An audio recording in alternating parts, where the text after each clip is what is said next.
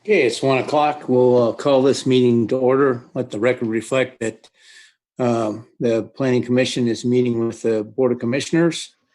So we should have 7 and 5. And we'll get this meeting started with the Pledge of Allegiance. And since it's a joint meeting, I'd ask Mr. Walter to lead us in the Pledge of Allegiance. Thank you, Mr. Chairman.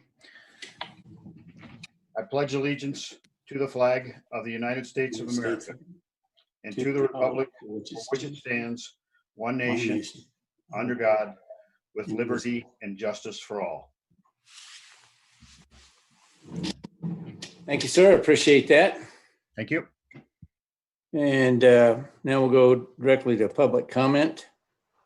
And I'll read the statement into the record. Chairman Kirk, you left out indivisible. I apologize. We are an indivisible nation. All right, thank you. Mr. Chair, I don't see Wes Rice on the. He will be joining us. Okay, thank you. He had another appointment and he called in. Now, with those corrections, we'll start the public comment. Public comment cards and comments left on the county's website prior to the board meeting have been compiled and made a part of the supporting materials that have been provided to the county commissioners public for review. Only 2 periods of public comment will be taken during this meeting, once at the beginning of the board meeting and again at the end of the meeting. Public comment will not be taken on each agenda item. Public comment is limited to 3 minutes per person who has left a voice message on the Douglas County's public comment phone line 775-783-6007 once a public comment period has been opened. Once public comment closes, the voice messages will be played to the public and county commissioners in the order they were recorded. No more than 1 voice message public comment per person will be played during each public comment period. Douglas County's public comment phone line became available to take public comment at 1 p.m. Public comment will remain open for at least 5 minutes to allow members of the public to call or until the last caller has finished leaving a voice message on the county's public comment phone line. Ms. Poole, are there any public comments to be played? Mr. Chairman, Amy Poole for the record. Right now we have 5. I will start playing it. Thank you. Hey, Mr. Chairman, before we play the first message, I just want to make, I guess, a public comment. I just want everybody to be aware that we are having weather in the area. Yesterday, we had some intermittent power interruptions in Minden.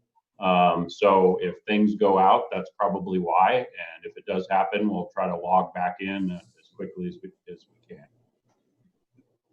Thank you, Mr. County Manager. I'll proceed with the public comment.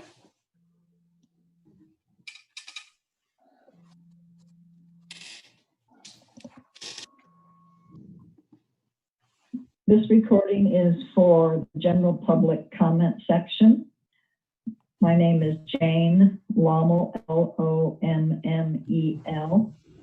Based on Sheriff Coverly's statements on Saturday, it appears that there is some consensus between the Sheriff's Department and supporters of Black Lives Matter to reallocate some funds towards psychiatric and other support systems to move those out of the purview of the Sheriff's Department. I would like to see the county commissioners add this type of discussion to future board meetings.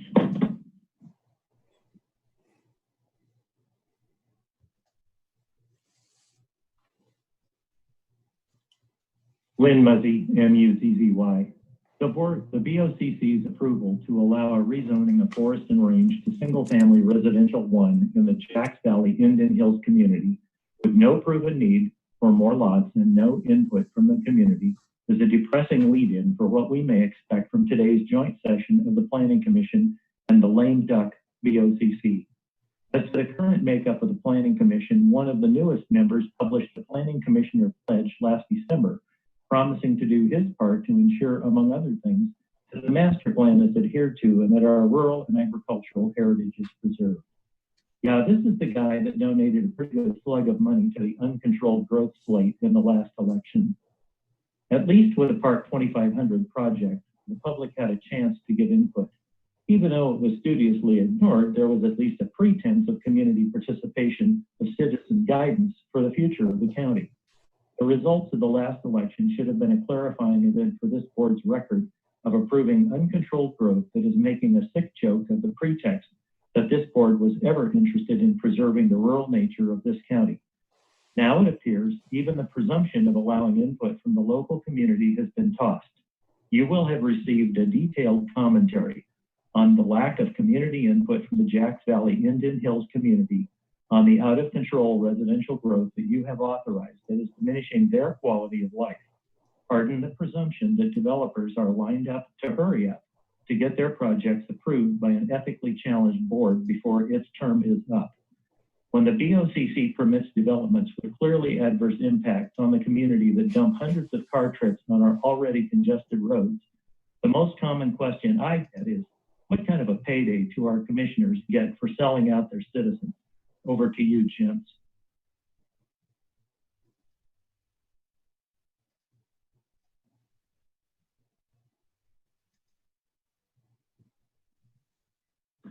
Jim Slade. The most contentious issue in Douglas County is, and has been for a long time, growth. That's why the growth management element of the master plan will be the most scrutinized. Hopefully, the required findings for amendments will remain as strong as ever. Of course, our master plan is only as good as the commissioner's willingness to abide by the letter and intent of that plan. Unfortunately, this has not always been the case, including some important recent examples. Particularly important are the required findings for master plan amendments. These should have a high bar for approval and would if commissioners and staff abided by the letter and intent of the plan. Required finding A, consistency with the overall goals and policies of the master plan. A great many residents would still call retaining our rural character as the most important of these. Staff instead cherry picks goals and policies that could be construed to be consistent while completely ignoring others that would clearly argue against approval. Commissioners should demand that staff be more balanced in their assessments. Staff and commissioners often fail to even mention any change in circumstances as required. Required finding B, demonstrated need. There's no proven basis for continuing to make that claim. With the approval of 2,500 homes on Park Ranch and recent approvals of other developments, there are more than 7,000 new dwelling units that can be built. You can't just keep making the claim that there's a demonstrated need without taking that into consideration. Required finding C, availability, adequacy, and level of service of public improvements and facilities. This is often glossed over. Does anyone really think that when Park's 2,500 homes are built, that the traffic will be better on 395 through the towns? Of course not. As far as water, our most precious resource, goes, estimated recharge is a range, not a number, and we have surpassed in some years the lower end of that range. That is why some homeowners in Ruinstrath and Johnson Lane have had their wells go dry. That issue needs further study and should be addressed before it's too late. Required finding D, compatibility with the actual master plan use. Staff routinely fabricates answers to that defy credibility, and staff and applicants don't seem to understand the clear meaning of the word adjacent, which is defined by county code as sharing a common boundary. Staff has been so consistently pro-development while disregarding the letter and intent of the master plan. The commissioner says should have staff merely present all the facts and not make a recommendation for approval or denial, as is done in many other jurisdictions. As to the larger question of whether this board should try to cram this 2016 update through in the last few months of the tenure of 3 of the commissioners, I would say that you have kicked that can down the road for nearly 4 years. This board has failed in that duty and should now leave the 25-year update to 2021. To rush the process during the current pandemic would be a mistake.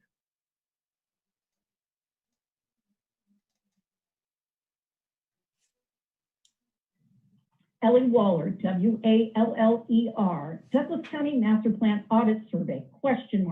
I received an email. If I've seen it, of course not. How long has the survey been circulated, by whom and who received it, and how was the selection of who received it determined?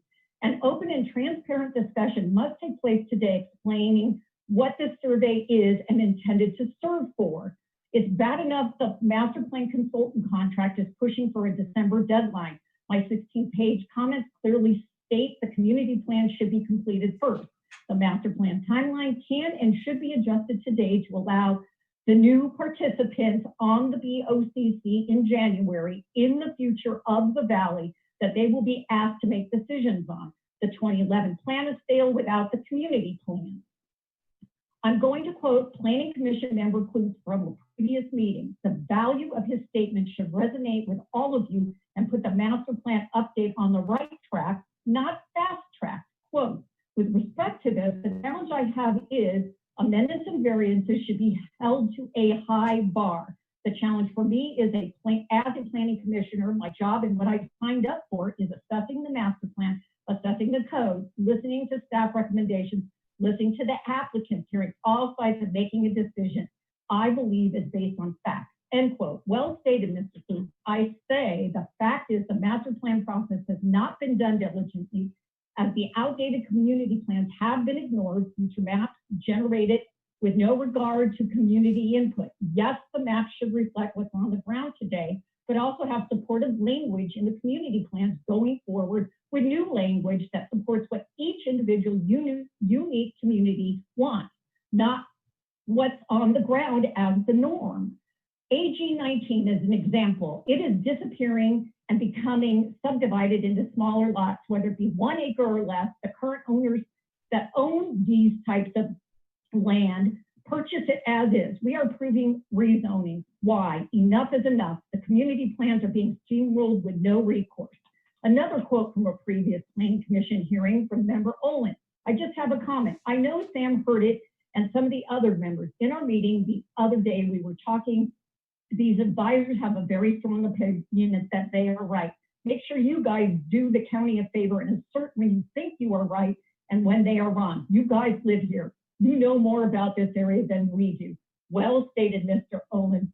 No disrespect to community development as consultant costs are taking away from their hiring pool. Do this right and conduct community plan workshops for the remainder of 2020 and complete the master plan update mid-2020. Mid-2021.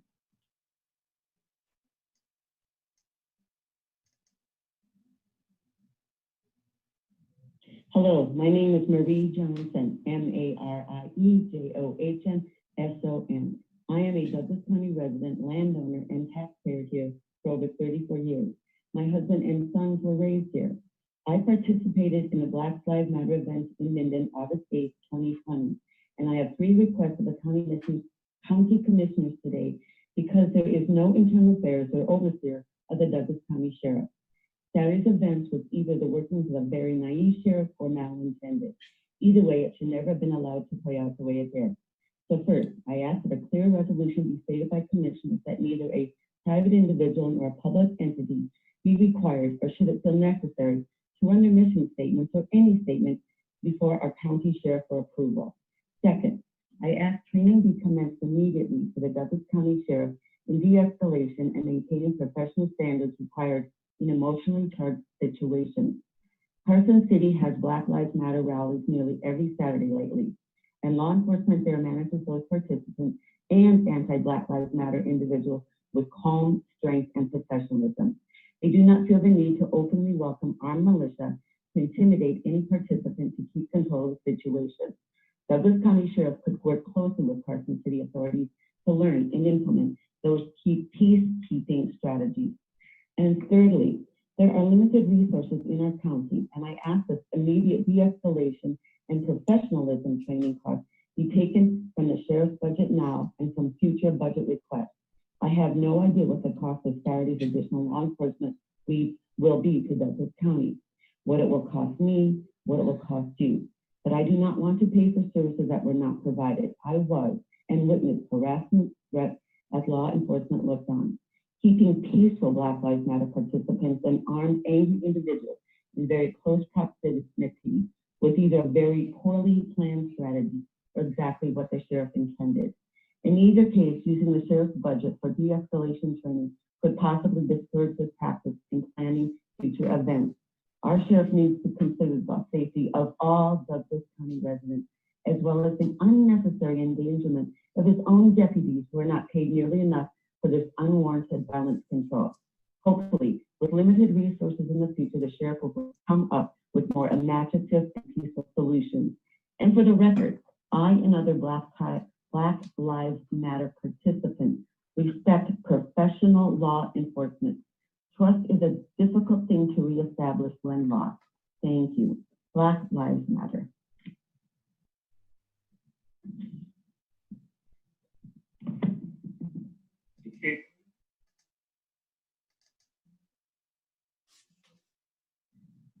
Commissioners, Mark Gardner for the record, MARKGARDNER.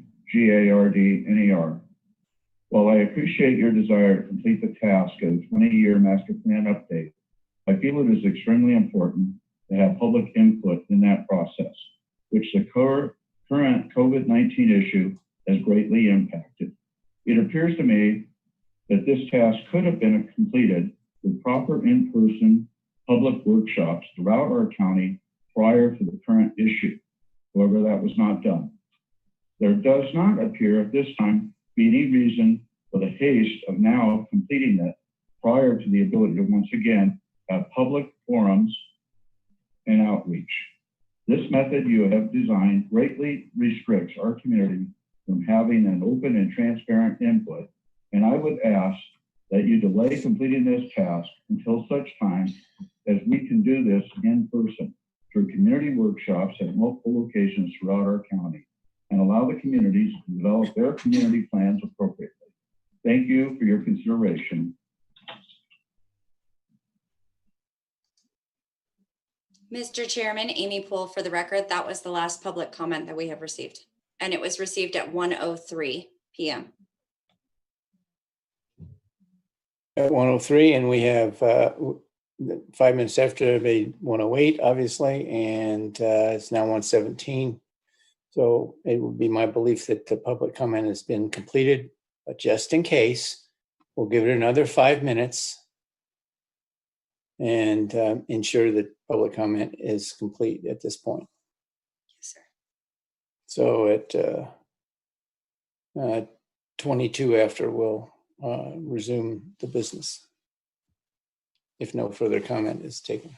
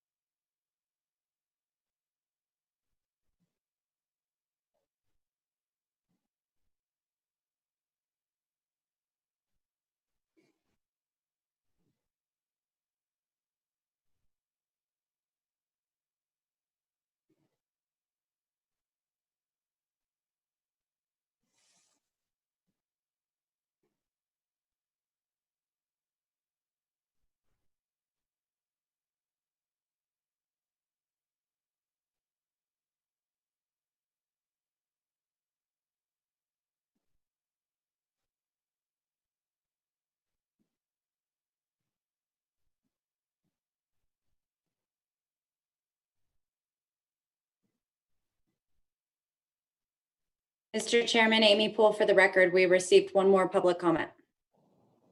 Please play it.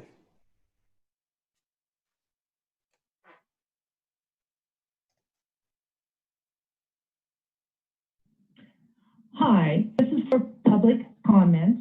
My name is Jan Muzzy, JanMuzzy.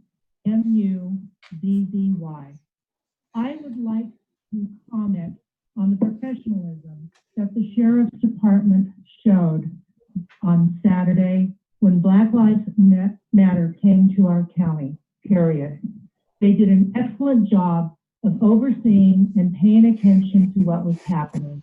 And yes, they did go to areas where there seemed to have been possibility of problem, and they handled it all professionally.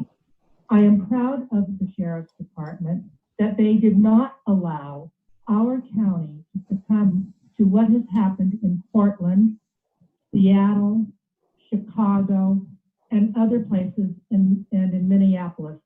And I thank them wholeheartedly for taking care of our county and the citizens. Thank you. Mr. Chairman, Amy Poole for the record. I have not received any more additional voicemails. Okay, it's 1:22 and we'll conclude public comment then. All right, so we'll move on with the agenda. And in order to do that, we need approval of the agenda. Do I have a motion? Mr. Chair, I move approval of the agenda as presented. Second. So we have a motion by Commissioner Walsh, second by Commissioner Nelson. All those in favor signify by saying aye. Aye. Any nays? No nays. The motion carries 5-0. Next, we have approval of the Planning Commission minutes. And at this point, I will turn that over to Mr. Walder, and he can conduct the approval of his minutes. I would remind the commissioners, the Board of Commissioners, that we're not voting on this. Thank you, Mr. Chairman. This is the Planning Commission item for possible action approval of the draft minutes of the July 14th, 2020 regular meeting of the Planning Commission. I've submitted some minor typographical changes to Amy. There were also 2 vote boxes that needed minor corrections, but those corrections did not affect the outcome of those votes. And I've submitted those as well to Amy. So I'd be happy to open it up for other Planning Commission members if they have changes in the minutes or comments to make on the minutes of the previous meeting. If you can raise your hand or just jump in. Bryce, please go ahead, unmute yourself. Thank you, Mr. Chairman. I too submitted comments to Ms. Poole. Thank you, Bryce. Anybody else on the Planning Commission? Maureen? Ditto. Okay. Anybody else for comments on the approval of the minutes from the previous meeting? Okay. Seeing none, I'd ask for a motion to approve the minutes of the July 14th meeting. Motion to I'll move approval of the minutes for the last planning commission meeting. Thank you. Maureen moves approval of the minutes. Brian, would you like to go ahead and second? Yeah, I'll second. Okay, Brian seconds the approval of minutes. All those in favor of approval of the minutes say aye. Aye. Any opposed? No opposed, so the minutes have been approved unanimously. And with that, I'll turn it back to you, Chairman Penzel. Thank you, Chairman Walder. And we'll move on to the administrative agenda. We have one action item, and I'll read that into the record. For possible action, discussion on Douglas County 20-year master plan update, including a presentation from Wood Rogers, the University of Nevada, Reno, UNR, and Logan Simpson on a draft outline of the master plan, preliminary data findings from UNR, preliminary findings from policy survey conducted by Wood Rogers of staff, the Planning Commission, and Board of County Commissioners, and the next steps to engage public involvement. Derek Kirtland and Andy Durling for Wood Rogers, Fred Steineman for UNR, Bruce Megan for Logan Simpson, and Sam Booth for community development.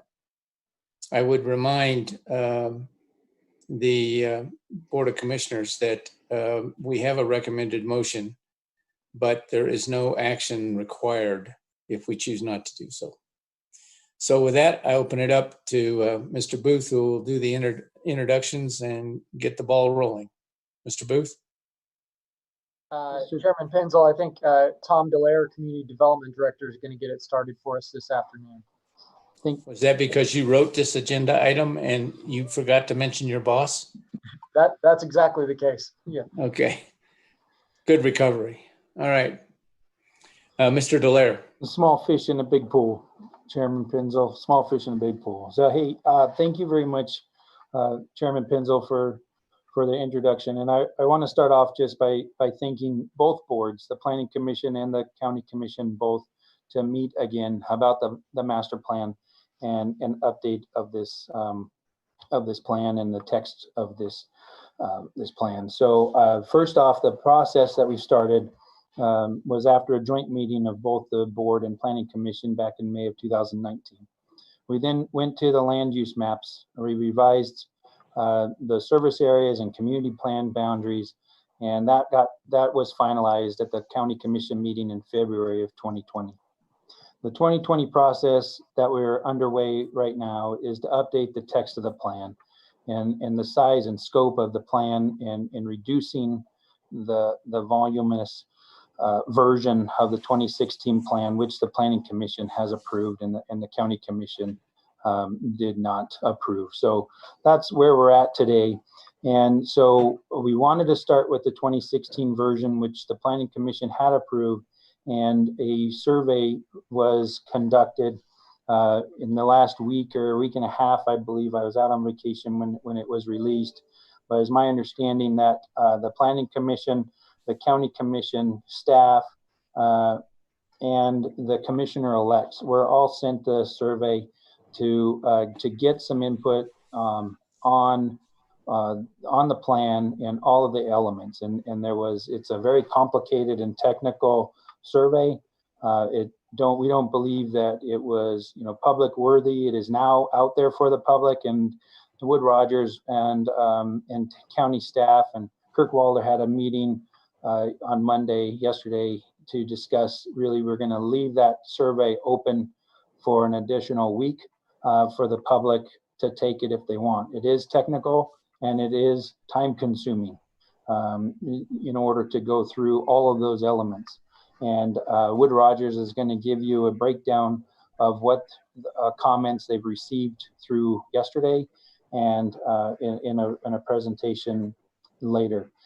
First off, I'd like to introduce Wood Rogers and the team. We do have a few members attending on here. I hope I gathered everybody, but we've got Andy Durling. He's a principal in charge at Wood Rogers, and then Derek Kirkland is our Wood Rogers project manager. Fred Steinman is with us today as well online on Zoom, and he is at UNR and a consultant for Wood Rogers on gathering the data. Melissa Ruth from Logan Simpson, and then Bruce, and I'm sorry, Bruce, if I butcher this, but Maheen is on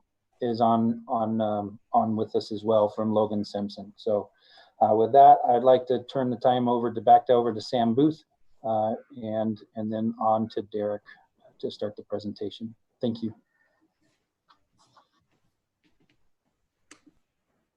Okay, Derek, do you have the presentation and can you share your screen with the PowerPoint? Yeah, I'm loading it up right now, Sam. I would just add, while Derek's pulling this up for both commissions, at the end of the presentation, we'll talk about the next steps with public outreach. And Tom talked about this survey that has gone out to the Planning Commission, Board of Commissioners, and to staff.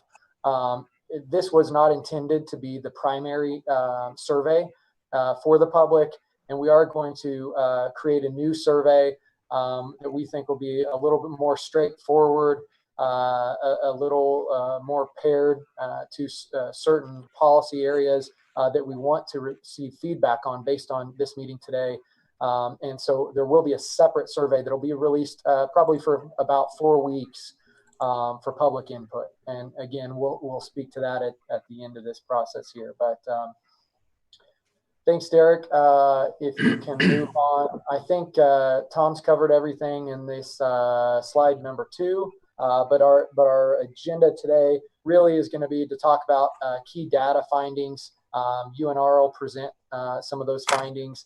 Logan Simpson and Wood Rogers will talk about goals and policies, the audit and survey that was put out there. And then again, we'll follow up with talking about next steps for public outreach and input.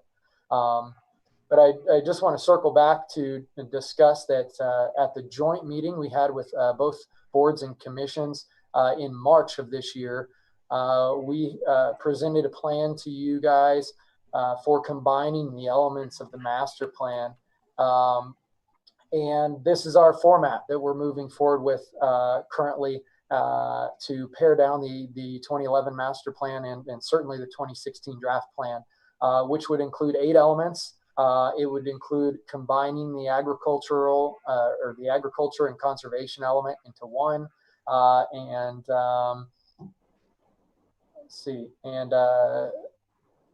combining public facilities, services, and recreation into one element there as well.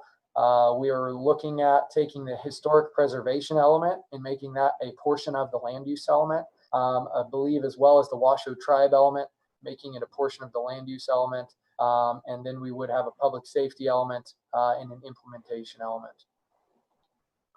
Again, just a reminder of what we discussed back at that March joint meeting. But I'll pass it on to Derek Kirkland, and Derek and Fred will discuss their findings on some of the demographics and key data findings for the county. Thanks, Sam. Trying to get there we go. It's being a little jumpy, so I apologize. This is Derek Kirkland with Wood Rogers. Been working with Sam and Tom, kind of leading the team in terms of the direction of kind of where we're headed with the master plan. And part of our scope of work was to kick the university off on a data collection process. And so some of the things that they looked at were related to population, housing, the economy. And I'm gonna let Fred kind of run through some of the key trends and some of the work that he and his team did. That included work with Jeff Hardcastle, the state demographer, as well as Brian Bonifant, who's done quite a bit of economic work in the northern area. If you want to go ahead, Fred. Thanks, Derek. For the record, Fred Stein, an assistant research professor with the College of Business at the University of Nevada, Reno. Just to kind of give you a quick overview of some of the preliminary findings in regards to the socio-demographic and economic analysis we've been doing. First and foremost, in terms of population, since the Great Recession, over the last 5 to 6 years, we've seen just under 2% growth in total population for Douglas County. Kind of give you an idea of where that stacks up, kind of middle of the pack on a county by county basis when it comes to communities and counties within northwestern Nevada. Moving forward, as Derek mentioned, working with Jeff Hardcastle, state demographer for the state of Nevada, that growth is likely to begin to plateau within the next decade, with actually population in Douglas County beginning to decline between 2028 and 2038. But for the most part, over the next 20 years, expected population growth in Douglas County really only to grow by about 0.1% per year over the next 2 years or 20 years. One thing that we do see in terms of how your population in Douglas County is beginning to change, we are seeing a significant aging of both Douglas counties as well as the region's overall residential population. The median age in Douglas County between 2013 and 2018 was just under 50 years of age. That puts Douglas County on the high end in terms of median ages. And as that population continues to age, that will definitely impact the level and types of services that the public begins to demand from the county and local governments throughout the region, but will also begin to erode your civilian workforce base. So moving forward, as population in Douglas County begins to plateau in terms of growth, and as the population continues to age, individual firms may find it increasingly difficult to fill vacant and open positions with the existing civilian workforce within the county. Next slide. In terms of just a general profile of the existing housing stock in Douglas County, if you look at all housing in 2020, kind of fiscal year 2020, the Carson Valley area plus the Tahoe Basin area, renter plus owner, vacant plus occupied. We don't see a whole lot of diversity in the housing stock. About 75% of the county's entire housing stock is about single family detached, with another 6% being single family attached. Again, if you add on top the continued aging of the population, you're going to see a beginning of a shift, likely as individuals begin to downsize their homes to smaller units as the population continues to age. And the housing stock in Douglas County may not be sufficient to meet that changing demand over the next coming decades. One thing that we do see is a significant aging of the existing housing stock throughout the county. About 53% of all housing in Douglas County was built in 1989 or earlier, with over half of the existing housing stock expected to reach the end of its 50-year depreciation schedule within the next 10 to 15 years. And of course, as the housing stock reaches the end of its depreciation schedule, that's going to have fiscal impacts for the county in terms of generation of property tax revenue and the ability to fund services and infrastructure moving forward. One last thing when it comes to the housing profile for Douglas County. Like much of northwestern Nevada and really the state of Nevada and the western U.S. as a whole, you see a significant constricting of the supply of available housing. Between 2013 and 2018, the homeowner vacancy rate in Douglas County was 1.7% per year on average, and about 3.4% on average for rental properties. Really, that tells us that there is no available housing in Douglas County to support current and future levels of population growth, given those really low vacancy rates. Next slide. In terms of the economic profile for Douglas County, we're seeing it in Douglas County as well as throughout northwestern Nevada, really just kind of a continued integration of Douglas County's economy with the larger regional economy, kind of comprising the Reno-Sparks metro area, Washoe County, Carson City, Story and Lyon County. What we're starting to see is a significant portion of people that work in Douglas County actually being from communities outside the county. In 2020 alone, just about 40% of every person that works in Douglas County actually is commuting into Douglas County from surrounding counties such as Washoe, Carson, Lyon, and even across the state border with California from Alpine County. We are also seeing a considerable amount of commuting outside Douglas County. About 37% of people who live in Douglas County are commuting outside Douglas County for work. And again, that just signifies increased integration of the regional economy and likely increased demand for transportation infrastructure and services in the foreseeable future. Just a couple of very quick key takeaways for Douglas County in particular, expecting rather minimum and at the end of the 20 years, declining population growth for the county, continued aging of the population, continued aging of the existing housing stock, and then again, that continued integration of the regional economy will begin to really kind of impact the types and levels of services and housing that the public and civilian workforce demands of the county moving forward. With that, happy to kick it back to you, Derek. Thanks, Fred. So I think some of the key takeaways are important just as we go forward. A lot of where we're focusing efforts, based on direction from Sam and Tom, was to start to make this an easier read document, start to condense a lot of things. And so as we get into the goals and policies, is really looking at, what are some of the key takeaways in terms of the direction that Douglas County is headed over the next 20 years, and just looking at how that impacts some of those goals and policies. Sam, I don't know if you want to add anything before we kick off Logan Simpson on the kind of the results of the survey to date. No, I don't think so. Feel free, to move on. So as part of our initial efforts, we really wanted to understand the goals and policies. As we get into looking how we can reword some of those, kind of rework some of them, what stays, what goes.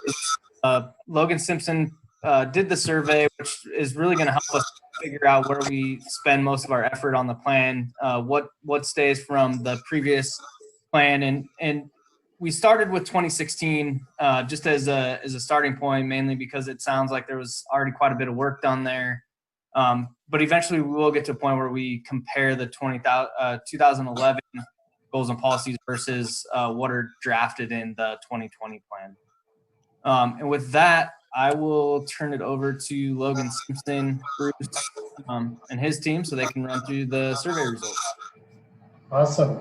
Thank you very much. I'll have Melissa share her screen. And my name is Bruce Meehan. I'm a principal of the planning in Logan Simpson. Happy to be here.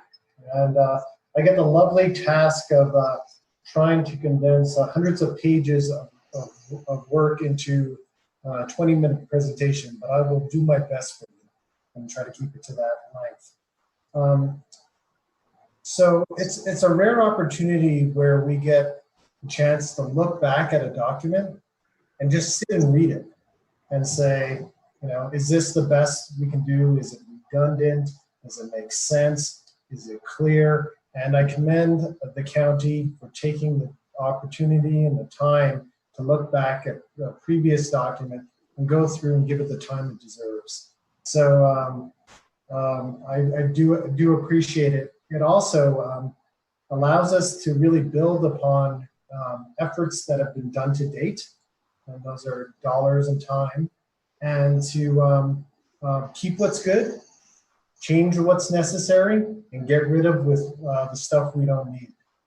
And that's a great thing, and we should be commended for that. Also, I want to thank sincerely those who took the survey. It was a technical survey, so it was meant for the hardcore users, but this is your document that you use to make decisions. So making everyone read every line is a very important task for both staff to electeds to other concerned members of the public. And words matter, and we had the opportunity in a couple of weeks to get the information we needed, or at least a start on it. In addition, I know for some of you, you had trouble saving. Technology is an interesting thing. The fact that it's working for us perfectly here is not always the case, but due to a firewall issue, all I can say is I do know that that's been resolved, and that your information that you submitted each time was recorded. So that's good news, and we've corrected that safety issue that you had. So that's a good thing that you have that firewall. We also mentioned that the survey is going to be open for another week because we're getting great information. People are taking the time to think about each policy. So for those of you who need a break and want to get back into it and really get into the words, get another week to do so. The purpose of the audit is not to write the plan, but to see how we can streamline it and what's working. So again, anything I say in this presentation is not the decision or the answer, but it's more the opportunity to make it better. And so I'll just do some highlights on that and go from there. So we had 28 brave people take it. So thank you for that. And I am going to make some of you smile, by the way. Yeah, besides Fred. But thank you for going through that. And I know that took a while. Of that, though, it was interesting. Just going through that 2016 plan. Of that, you know, it's almost about 30% could use some fine tuning. So you can view whether your glass is half full or empty. Opportunities at 30% we can adjust and enhance, but it also means that around 70% was good. And we always have to recognize the great work that's been done and that our values always continue. So a lot of our common values, you know, people said, yes, that does represent our county, and we should keep that. So you're in a good position to move forward, especially to engage with the public. Just a note of that, we said that about 30% needs adjustment. Those adjustments come in the form of elaboration. So if you're reading a policy and you don't know quite what it means, or it's not defined certain terms, or it's really not anything you can act on, it probably needs adjustment. Policies are there to help you make decisions and give the community predictability. In other cases, actions are mixed in where you're going to be doing something and it's mixed in with policies. Those need to be separated out. So actions are things you're going to be doing, while policies are essentially standards that you're following to review things. Other things for reasons things are dropped or removed is there's a lot of sections where there's redundancy. And I think Derek was mentioning, and it's been a consistent theme of the idea of streamlining a comprehensive plan so it's manageable. So when things are repeated over and over again, that's probably unnecessary to do so.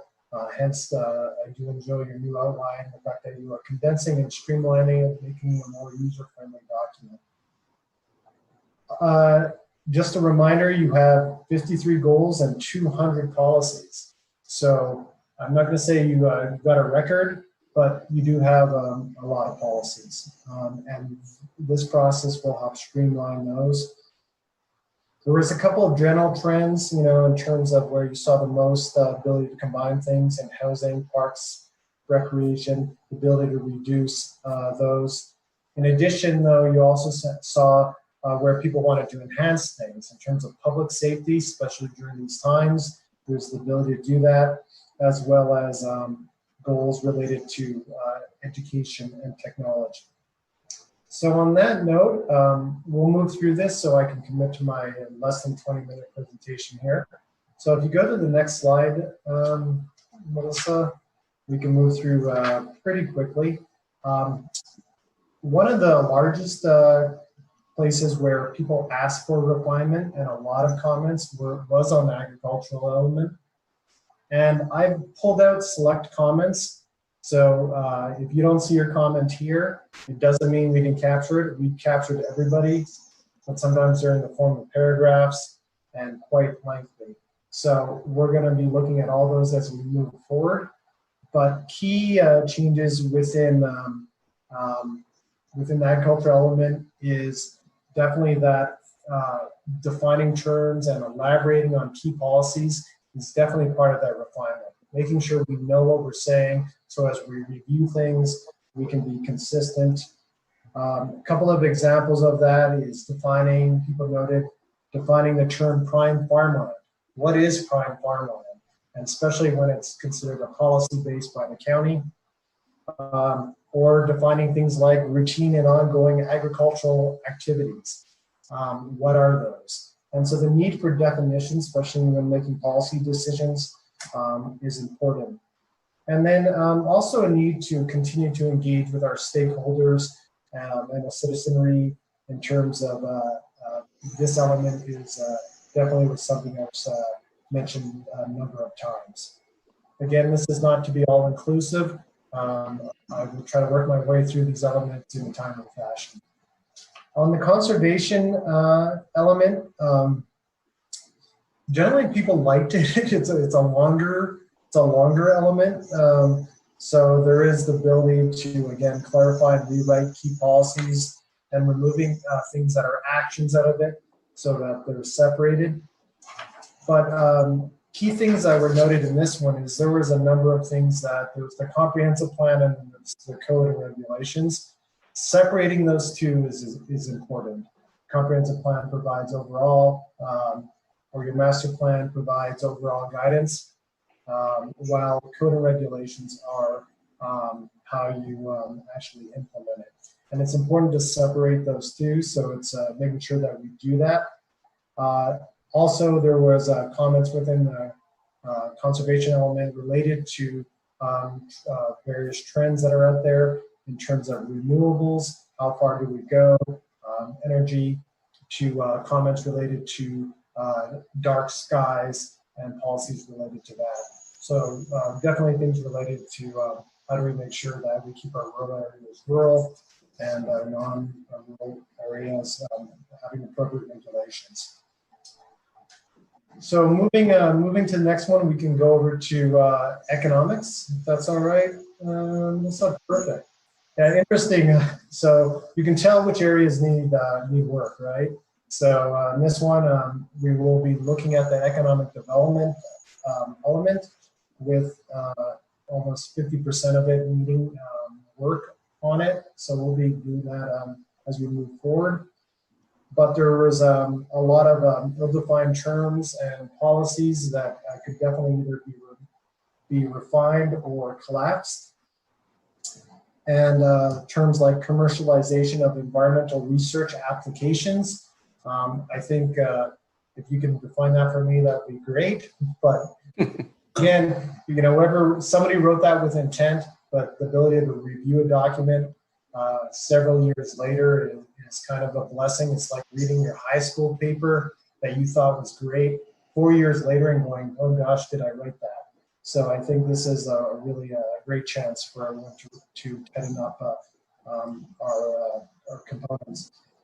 Just a couple things in terms of that I'll point out on this one is definitely adding goals to make sure that our economy is diverse and resilient and being very defined about that.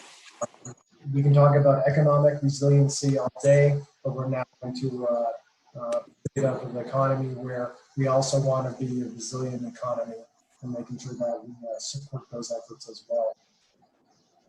In terms of the growth element, this was one of the biggest elements where people said a lot of these goals and policies are redundant and are not adding to the plan and can be combined together. And so we'll be really looking at that growth element to make sure that it's very, very succinct. However, that being said, the growth element has some of the bigger decisions, and I know there was comments already about growth and development and the rate. So these are questions not to be necessarily solved today, but components related to both urban service areas and how we're allowing development. It's clearly part of that, water, wastewater, and so on, as well as are there exceptions to some of these harder rules in terms of growth and development. So these are big questions that you definitely pick up as you go through these and are notified the folks who took the survey itself. In terms of historic preservation, this was one where I know, Sam, I think you mentioned combining this one. It should be easy because it was 100% loved.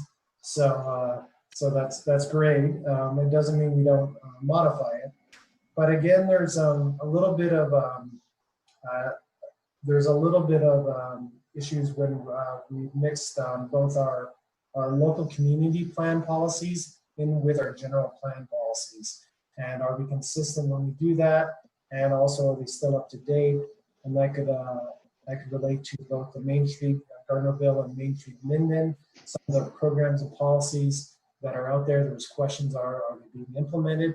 So the idea that master plans up here and then your community plans are the next level down, and they can tier off of each other without being redundant, making it easier for the citizenry to use the document. There was also comments related to taking things farther in terms of historic preservation boards and other efforts to preserve our historic resources. Moving on to housing. Same comments that you've seen in other places, but again, that mix of housing and as we plan our future, are we having the appropriate housing stock? And I'm sure Fred is willing to speak about that later on if he's willing, but clearly addressing senior housing within the plan, that idea of attainable versus affordable. A lot of people have gone back and forth in terms of terms, but clearly when you're dealing with federal programs, funding, and regulation, affordable has a regulatory meaning to it, while attainable means that you have the ability for the general workforce to be able to purchase or rent a house. And making sure we're clear in our policies is very, very important. And that also includes, in terms of attainable housing, how we deal with new types of housing that are coming on the market, including accessory dwelling units, the ability to have a unit behind your house and provide additional rental unit, making sure we're clear about that and where our incentives are not considered. Just also a reminder again, we did not, and you can move on to the next one, Melissa, but just a note, we did not go into, in terms of the land use plans, we did not go into the individual community plans, and that's the same thing with the tribal element. That is going to take some additional work, both with the tribes, but also with each community in terms of how we deal with those community plans in an appropriate way and a respectful way. Just a note, though, that my same comment holds true, is there is redundant policies between the two. So lots of policies dealing with protecting and community character are repeated in multiple places. They really need to only be repeated once, and then the specifics for a community plan can tear off of that. As far as Parks and Rec goes, again, you gotta love where there's lots of support for Parks and Rec and lots of stuff within. Just we've got our policies and our goals correct. There were comments though that relates to conservation, as it relates to making sure that we have a viable open space strategy and system and moving towards that direction. So expect further discussion on that. Public facilities, definitely another big question mark in terms of making sure that we've got that right. And that's, again, making sure that we have the appropriate policies to be a resilient community, protecting ourselves from any hazards, and also protecting our citizenry. And then also enhancing and expanding things from anything from public sewer to recycling efforts as well. And then the last one that I'm going to hit is clearly public safety.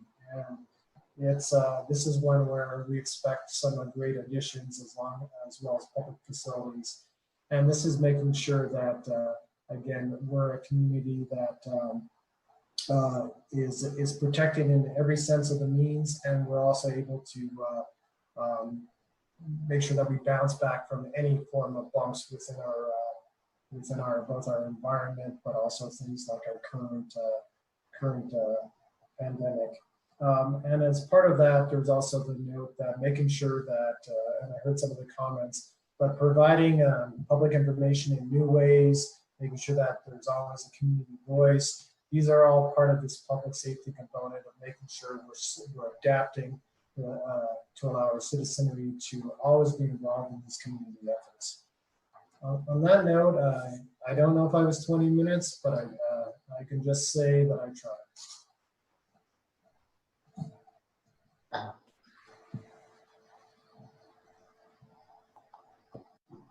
tried. Sam, I didn't know if you wanted us to kind of finish our presentation and then if you guys wanted to walk through the public outreach stuff, or if you want to focus on this first. And I think, yeah, this is Sam Booth for the record. Thanks, Derek. I think at this point, well, one thing I would state is, first of all, to thank Bruce and the team from Logan Simpson for putting this policy audit and survey together for us. And this was one of the most difficult pieces for staff as we were looking at updating the plan. And as Bruce pointed out, we had 53 goals and 206 policies in the plan. And so for us to go through and trying to point out to you guys and to create a discussion around each of those, it's quite a task. And so they streamlined this process by putting this survey together, and that's why that was pushed out to the Planning Commission and the Board of Commissioners, because we wanted to see from you guys what areas we could get consensus on. And those were the areas that, Bruce showed that there was consensus to keep in the plan, and what areas we needed to focus on in refining, in moving into the next steps. And so to save our efforts from going through everything from scratch or rewriting the entire plan from scratch, now we know at least the areas to focus on of the plan and of those policies. And if you worked through the survey, you could see that there were questions in there for each policy that said, is this a good policy? Will you keep this? Would you refine this? And then if you were going to keep this or drop this policy, it would ask you what the issue was with that policy. Was it an action item and it should be stated as an action item? Was that more of a broader goal and we should move that somewhere else, move that up into the goals of the plan?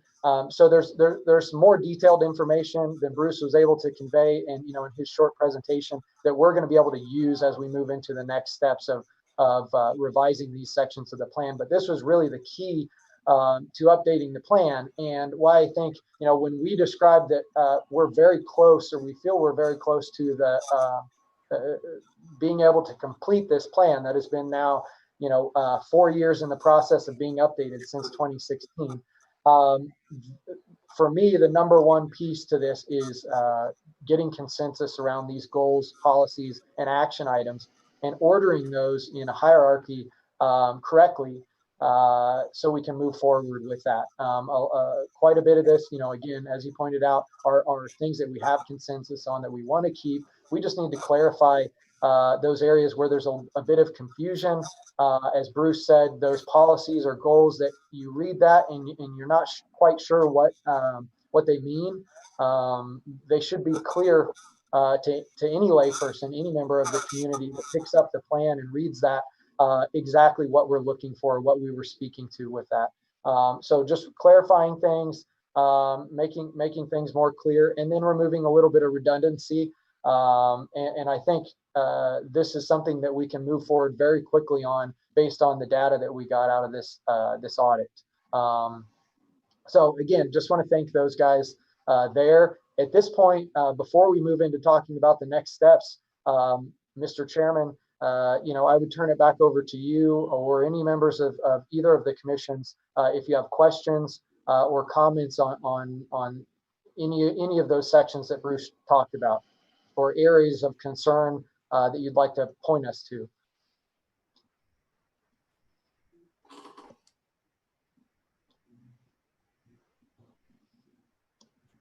Mary, you're muted. Yeah, I know.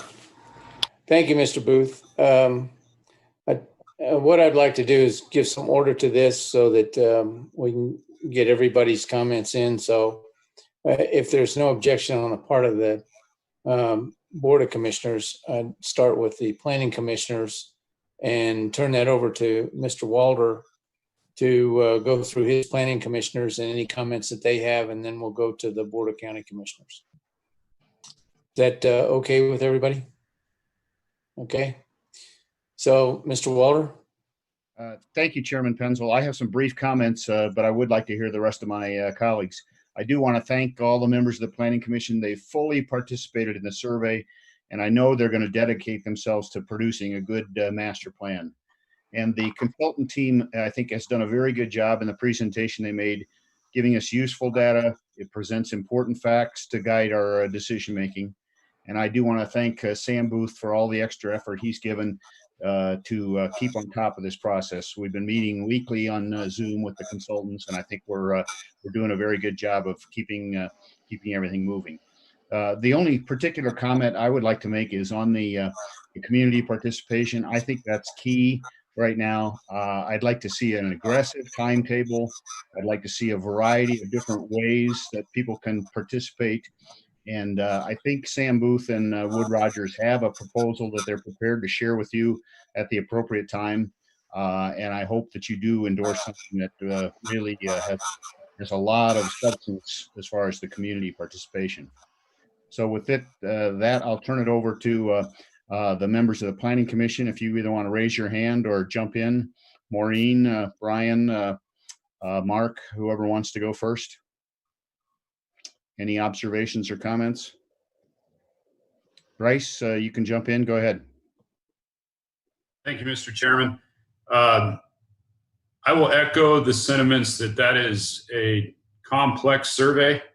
One of the things I would caution anybody who's going to be taking the survey is whatever you do, don't click another link or you will lose it, which I experienced after a couple of hours of work.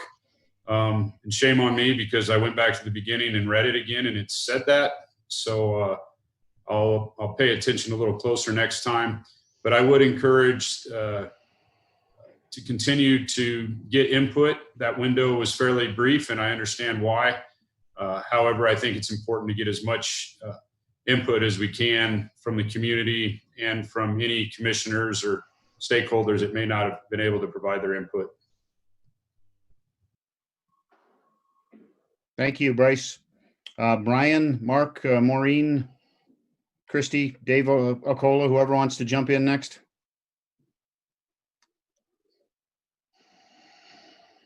Brian, please go ahead.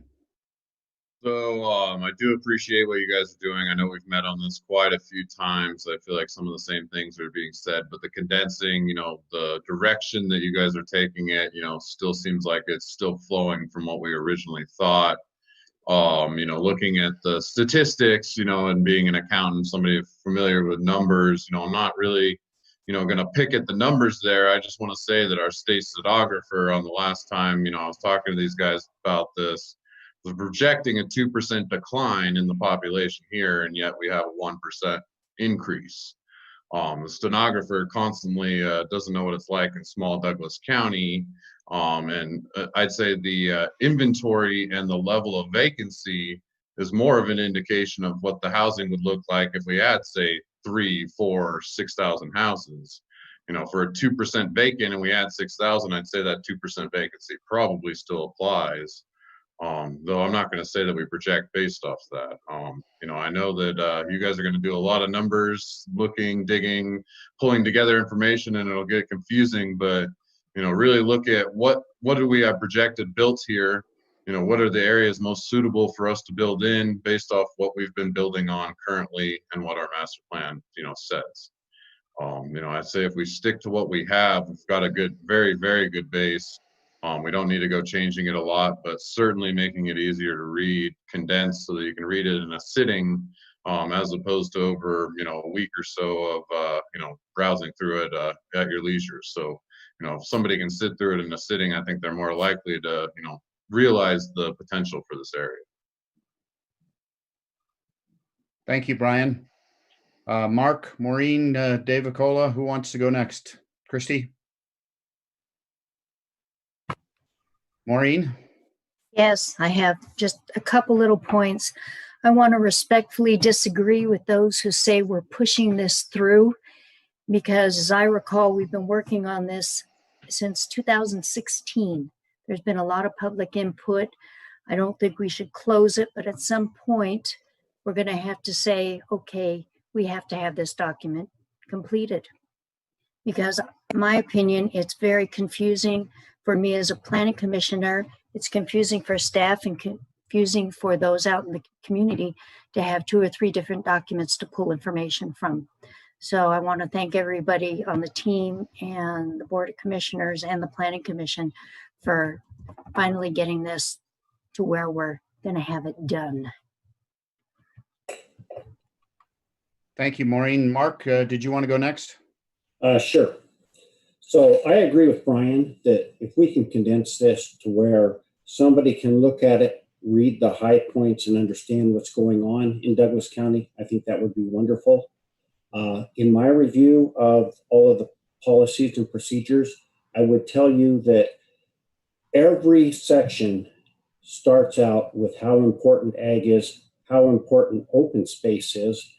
And leading into that, I want to thank the Planning Commission and the Board of County Commissioners for putting the ag open space ballot question number 3 on the ballot for this November, because I believe that until we get the conservation element and the ag element ironed out, the rest of it will probably follow very easily because we do have the land use maps, etc.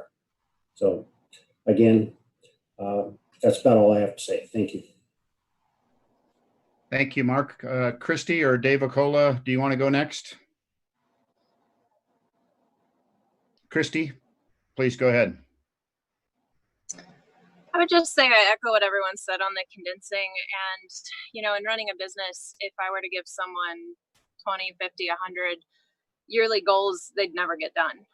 So I think if we look at what we're doing and we take a smaller piece and say, hey, this is our goal for each section, and we have one goal that's actually actionable, we might stand a chance of getting it done this time around. So everything's important, but if everything's important, nothing's important. So I would just say, let's take that into consideration when we go through this to put something actionable out there that we can grow on in future years. Thank you, Christy. Dave Acola, are you on the line and would you like to chime in? Yes, I like some of the direction the survey has taken us.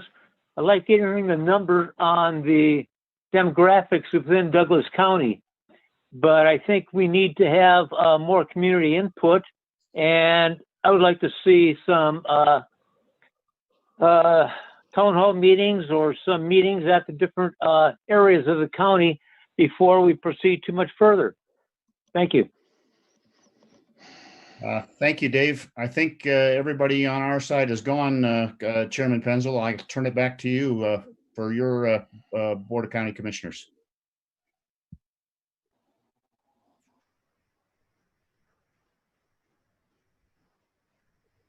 I think you were still muted there, Barry, if you want to restate what you were saying.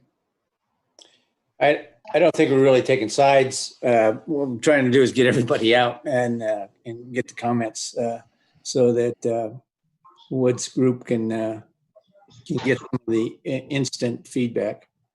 And with that, we'll start out with the Board of Commissioners. In my presentation here, I have Wes Rice first, and then we'll go to Dave Nelson, Mr. Ingalls, and Commissioner Walsh. All right. Wes? Mr. Chairman, long before I got on the commission, or the Board of Commissioners, I recall attending several sessions for future planning of Douglas County where we would sit down with big maps and crayons and where do you want to see what happened. And so this process has been going on for at least 10 years that I'm aware of. And I want to echo what Maureen Casey had to say, that nobody's cramming down anything. If anything, we've been dragging our heels for the last 10 years.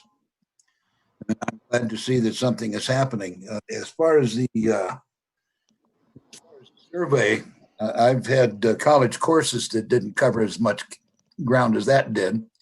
I would think that some good information should come out of that, hopefully. I would hate to think I spent all those hours and then have it all erased and not mean anything. One of the things that I would like to see is just the simplification of things so that everyone can understand what means. And you know, we've once had a president said it depends upon the definition of if. Well, if this is important, we need to get it done, and we don't need to take another 10 years to get it done. Thank you.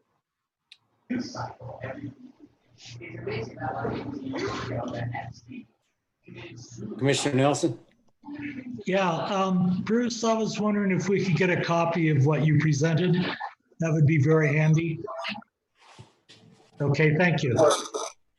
I think that one of my concerns is that with the COVID-19 and getting very many people together, the outreach to the community will be extremely difficult. I would prefer to wait until we can have meetings where we can have as many people there as possible that want to show up and come and give their opinion. I think that the way we've done it in the past is to have boards where people would put their markers where they thought was important. I thought that was a very good way of handling what the general public feels about these different things. My opinion is that the master plan does belong to the community, and it should be a lot of their input into it. And I'm concerned that we may not be able to get that done properly by the end of the year. Other than that, I think it looks like we're off to a very strong start and hopefully a strong finish. Thank you. Thank you. Commissioner Ingles? In regard to public outreach, I concur with the other commissioners that because of the restrictions placed on everything with this virus thing, it's simply something that cannot be done on a computer. A couple of other points too. In the elements, I didn't see anything about water or traffic. And I certainly hope that's addressed in the future. One of the other things too was there's a lot of things in there like that we have to make certain that folks understand, and the county doesn't have the money to do it. Parks for recreation, and they cost money to maintain, quite a bit of money. And the more parks we build, the more money it's going to cost us, and then we don't have money for other things. The Open Space Initiative is going to be voted on in November. And this is a paramount consideration to be considered in regard to the master plan. If this initiative passes, this will have to be incorporated into the master plan somehow, some way. So at this juncture, it seems to be premature to go lock everything down. Another thing, and maybe Mr. Booth can answer this for all of us. I don't know what the difference between attainable and affordable is. And all of our problems are being created by the incredible pressure and inundation of Californians who want out into somewhere else. Somewhere in the Intermountain West seems to be the popular destination areas for all of California. And how long this phenomenon is going to continue is anybody's guess. So that's what's driving the whole changes to all of the master plan and everything. And in regard to the county, we have to watch it in regard to just accommodating everybody who wants to move here. So this is another consideration. There's been a lot of changes, amendments, and variances in this master plan that we have now. And if we get a new master plan, it should be pretty much set in concrete. I'm not in favor of a master plan being a moving, living, breathing document. People plan their lives and where their homes are going to be based on a master plan. Just some thoughts. Commissioner Walsh?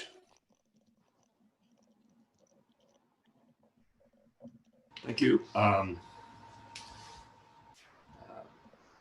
First of all, kudos to Bryce Meehan for the policy audit. I think that was a terrific presentation. And yes, I'd like a copy of that. Also, a copy of Fred Steinman's presentation. That would be terrific. I think that we've come a long way. I think we owe it to the people of Douglas County that we finished this master plan. I think we've got a great team in place, and we've come a long way. We're doing this meeting via Zoom. We can do a lot of other things via Zoom or distance. So I believe it should be done in a relatively short period of time. I will say that I'm actually shocked at the population projections. I mean, 1,000 people over the next 20 years. My goodness, that's terrific. And I do agree with Mr. Nedenrip about open space and conservation easements and whatever. I think, I mean, Mr. Engels mentioned it before that it should be incorporated into the master plan. Well, it will be incorporated into the master plan if and when it passes. I think it's a great opportunity for the people of Douglas County to speak out and put their money where their mouth is. So I guess that's my comments for right now. Thank you. Well, thank you, Mr. Walsh. I've got several comments myself. First, this process actually started in 2012 when we approved the 2011 master plan. In 2016, commissioned a group to give us a new master plan, or master plan changes anyway. At that time, it went into 2017 to conduct surveys, and those were conducted, and the recommendations on revising the community plans was made. And there's about 1,000-page document that goes through the revisions on the community plans, which were actually discussed again in 2018. So this fairly current information, and I'm certain that folks that just got here don't know about all those things. I would like to point out that really the planning guide provided by Nevada Association of Planners, which is this document, lists the 8 particular sections or elements that we're supposed to have in by law in our master plan. Ironically, it also, the planning guide was devised by several people, one of which was Candace Stoll, who did our 2017 update, and Dr. Steineman, who's sitting right there. So I think it's important that we have some kind of common understanding. This document gives that common understanding. It provides what the elements are and gives the legal authority and requirement to have those documents or those elements. It also defines what those elements should have. For instance, the housing element must include 8 components, including an inventory of housing conditions, a determination of present and prospective needs for affordable housing, and a plan for maintaining and developing affordable housing to meet the needs of the community for at least 5 years. Well, that's not our choice, that's what's required. We can have more than the 8 required, but we've got to have those 8. But it also defines the transportation plan, which we approved. The current board approved the transportation plan for 5 years. That's already been done. The safety element is a huge improvement in terms of its requirement is we've got to include a seismic safety plan. We don't discuss that often. Often when we talk about safety, we think of only public safety. But in fact, it's the ground safety from stormwater and the rest of those programs. And then public facilities and service element. And it talks about they should have an economic plan to support the implementation of the element, a population plan, an above ground utility plan, a plan for utilities, and that's water and sewer, and school facilities plan. And so that's how we get some of the things that we already have in our master plan. The other thing that's required is the discussion and inclusion of variances. We're required to have the ability to have variances. Oftentimes, our discussion has been, we're not going to have any variances. The grand jury said eliminate variances, but The NRS requires that we have a capability for variances. And I think it's important that we all read this document. We should all have a copy of it and do that and follow it when we're evaluating what policies go into the master plan that we're developing. And as regards to public input, the public input from 2017 and 18 was huge. Most of it was written. We still have those copies, or if you kept them, you still have those copies. We can call for the written comment anytime. And it seems like that if we're concerned about more public comment, and I'm sure that the people are not doing that just to slow down the process, because everybody wants to have a final copy of a master plan. And it is not written in stone. And that's what it says in the direction, that it is a living document. And so we've got to be able to cope with all of those exigencies and make comments according to that. As for the survey itself, I'll be honest, I did not take the survey. Once it asked for my name and my address, I said, whoa. You know, if you want a survey, it's, in my view, it should be done anonymously. You could have sent it to just the commissioners. But too often times I've seen comments that I've written and I thought were secure out in the public arena. And so that's my thought on that. I'd be glad to obtain it or complete it if I get some assurance that it's going to stay within the planning group. So those are my comments. I'm sure I stirred up more comments. I want to get one answer for Commissioner Ingalls from Mr. Booth on Mr. Ingalls' question. And that Commissioner Sam Booth, for the record, that chairman and Commissioner Ingalls, I believe, was on the question about attainable versus affordable housing. Yeah.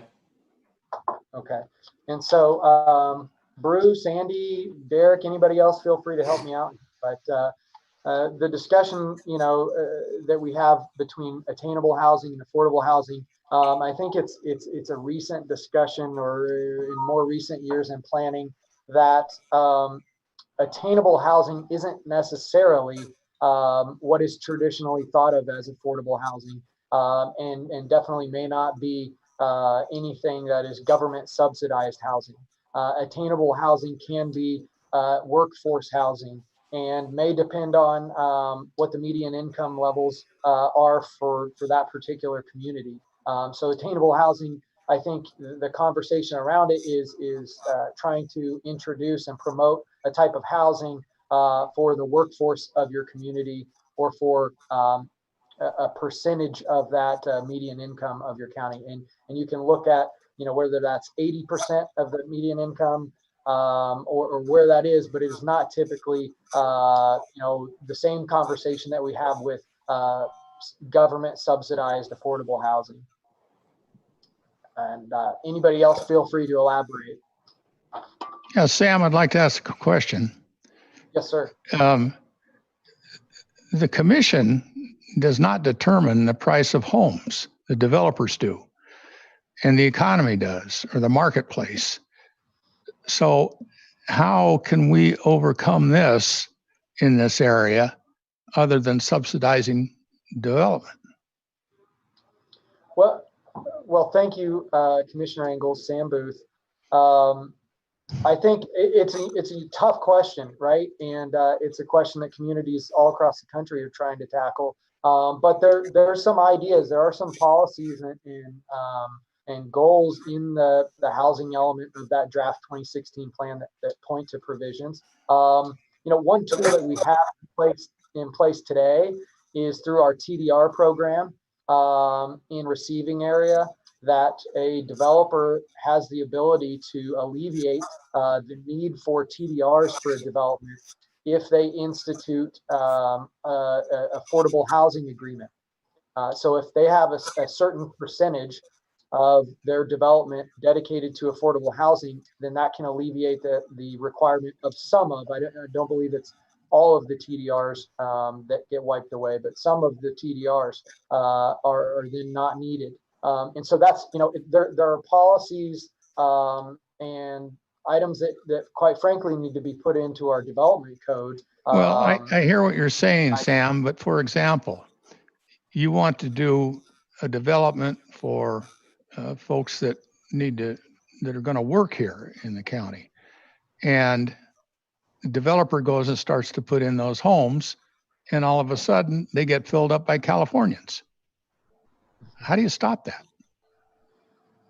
Well, so that affordable housing agreement or something similar to that, what that institutes is that the developer himself has to do a deed restriction on those properties to restrict the purchaser of the property to a certain income level, and that's usually tied to the median income in the county, whether that's 80% of the median income levels or 60, 70%.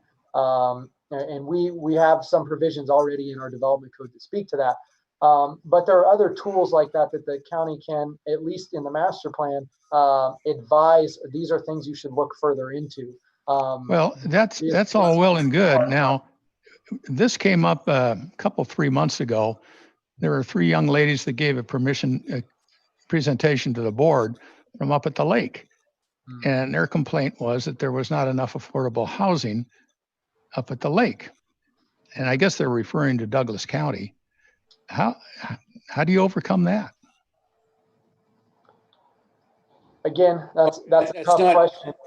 That's not a question that he can really answer, because the lake and the TVA control everything that's built up there. We only get 9 to 10 allocations to build a house up there. As soon as you start restricting the ground, you start increasing the cost of that. And then we further restrict how many can be built. So the economy is what's going to determine that. I think the question is, can we build affordable housing in the Pine Nuts?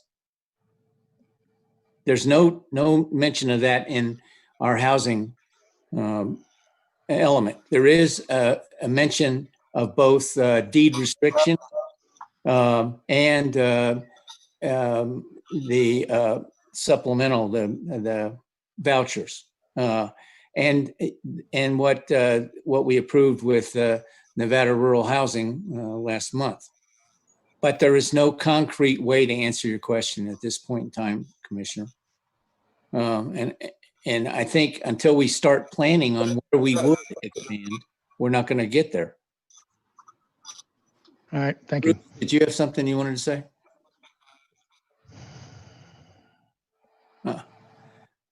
On my, Brian, go ahead. I think I mentioned it when we were talking with the Nevada Builders Alliance. The guys were saying that it's the size of the lot that determines the value of the home. Right. I think we had the discussion, guys, that, maybe it's the size of the home that's the problem. If we're going to look at smaller sizes or new innovations in the building sector, can we reflect those within this plan ahead of time before they get here? I know that 3D homes are being printed now, printed out of full concrete. I don't know if concrete's a material we allow, but this is an innovation that may come down our road sometime in the future that will reduce the cost of these homes. Looking into these builders, they only want to build a 1,500 square feet home because that's the only one that makes profit for them.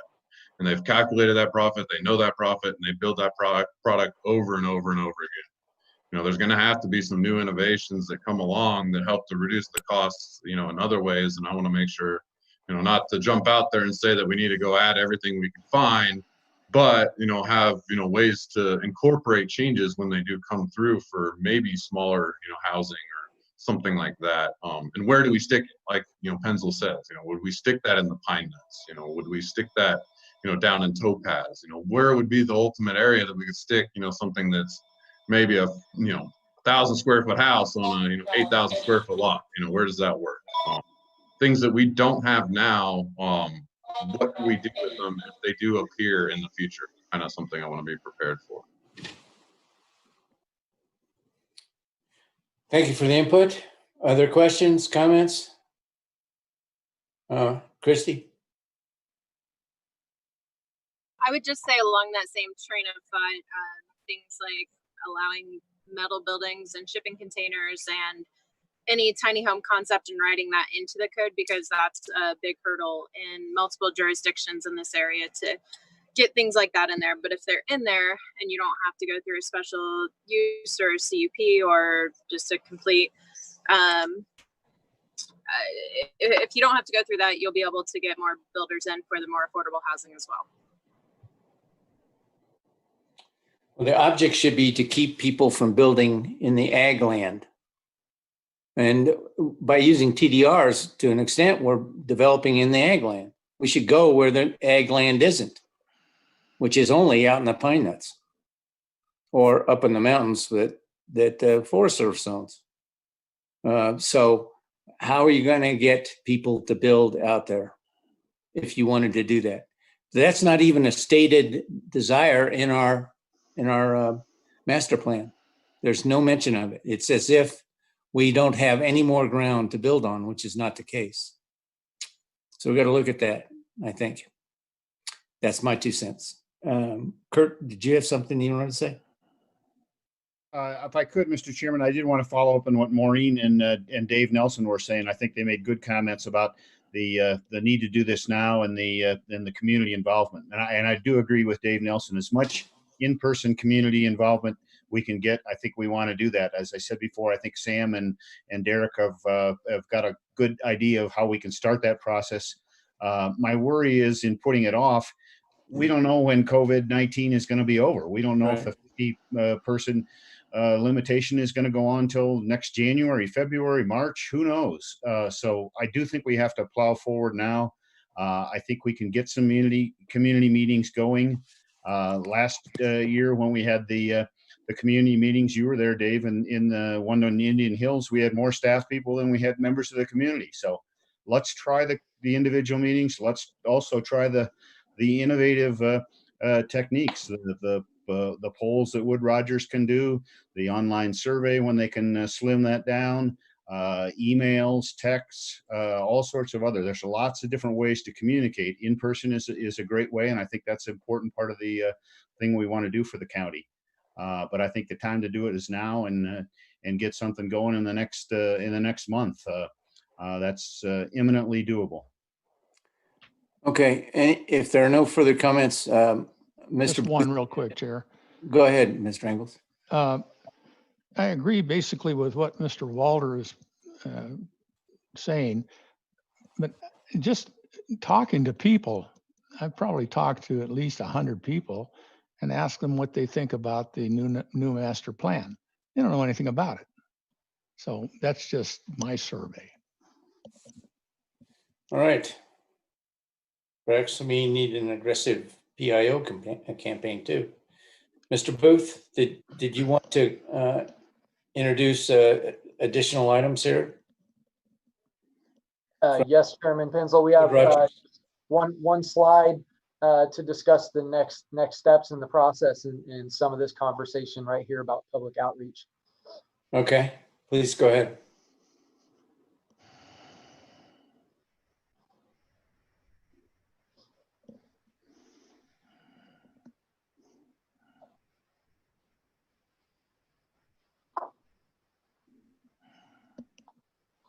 Okay.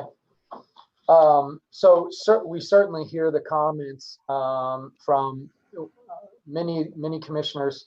We've heard these comments also from the public, from staff ourselves. We've had these conversations about how do we move forward with the public outreach portion of the plan. I think one conversation or one point to be made is that we are 5 months into some of these COVID restrictions. We're all becoming more familiar with the electronic versions of Zoom meetings, whether it's for county commissioners or planning commissioner. I think we've seen over the past few months that we've been able to get some good public input and public comment on those meetings. And we're, again, becoming more familiar with that electronic way of giving input. But we know that those in-person public workshops are important, and that's something that we're committed to doing. And so we've been trying to put together a plan for that. And where we are today is looking at in-person public workshops tentatively about the second week of September, and potentially right now looking at doing those at the community center in the Grandview room. And as I've reached out to the community center yesterday, they said September 9th, which is a Wednesday, and September 11th, a Friday, are both open at this point. Would also circle back here just to my slide to say that the policy audit that many of the commissioners took, that staff took, and that we've posted with this agenda item, we're going to leave that open through the 17th. So if any members of the public have listened to the conversation today and are interested in providing comments on whether they agree or disagree with some of those goals or policies or have suggestions, please log on. The survey is available, will be open. And it really is a streamlined format for you to be able to give us input on where to look and to key in on some of those policies. So if we look at doing an in-person workshop, either September 9th or 11th, obviously we know that under the governor's restrictions, we're going to be limited to 50 people at that meeting, and no more than 50 people. One way to do that would be to take reservations ahead of time for the meeting. We have also discussed doing more of an open house format and spreading boards throughout the room and spreading the meeting out and being open throughout the entire day so that we can spread what may be a couple hundred people, 300, 400 people, possibly. If you remember the public meeting we had at the community center last year, I think we had about 300 members of the public attend. If we could spread that 300 people out throughout the entire day, I think that we'll be able to keep under 50 people at any one time. And of course, if we're able to do reservations for the meeting, that would be the most ideal.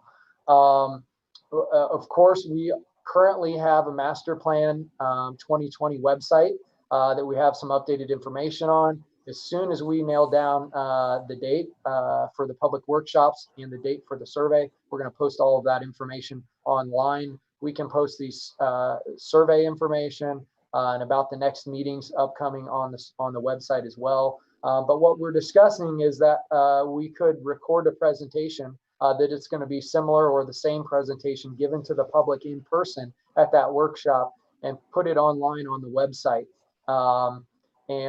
We give various options for public comments, whether that be a dedicated phone line just for master plan voicemails and comments that way, and a dedicated email for master plan comments as well. Obviously, also you'll be able to submit comments through the public survey, which leads me to the next discussion that we will have a separate public survey. We believe to be open about 4 weeks, a month's time. And I think that is key that, again, while we know we want to have an in-person public workshop, in 2016 and 17, the public survey that was put out had over 900 respondents to it. A very good turnout. And if we could get another 900 citizens to respond to this survey, I think, ultimately we'd be able to say that we had 1,800 people giving input on the master plan and the process. And so while the in-person workshops are very important, that survey and that online tool is a great way for us to get mass input in quickly, and people are able to do that from their home without worried about masking up and coming to an in-person venue for that. So we're going to be putting a survey out in the next few weeks and looking at doing an in-person public workshop. We of course will also have staff presentations. Tom and I, as well as the consultants, may tag team on getting out to the two towns, Minden and Gardnerville, as well as the GIDs and some of these other boards that are involved in the county, and making separate presentations to each of those boards as we are able to in the next few months. Again, just to reiterate what we've discussed in this process, we're shooting for getting draft to the Planning Commission for a vote in October and to the Board of County Commissioners in November. And we're moving forward with that, and we believe we can meet that timeline. And that's all I've got, Mr. Chairman. Okay, could you take that slide down so we can get everybody back on? Thank you. Any questions from anyone? Commissioner Rice. I was just hoping that all of the members of both the Planning Commission and the Board of Commissioners could get a copy of that presentation. It was well done and lots of good information in there. Yes, sir. We have both of those presentations. We'll be posting those just immediately after the meeting as supplemental, but we can also email those to each of the commissioners. I would appreciate that. Thank you. Yes, sir. Anyone else? Comments? Oh, I'm sorry, Kirk. Thank you, Mr. Chairman. I just wanted to clarify what Sam had presented there. I think there's been a lot of discussion about the community plans, and I think what we would hope to do is have individual hours set aside for many of the community plans when we do the public meetings, so that people could say, okay, if you're from Johnson Lane, this is your hour to come and review, discuss, add your comments. So we're not ignoring the community plans. I think we may also want to have as a backup at some point, Sam and Derek, if we need to go out to the communities, if we need to go down to Topaz and have a session down there, leave that open as a possibility, depending on the participation we get in all the other means. But I think the community plans are important, and we don't want to just ignore the fact that we're looking at the different elements. We want to consider those community plans as well.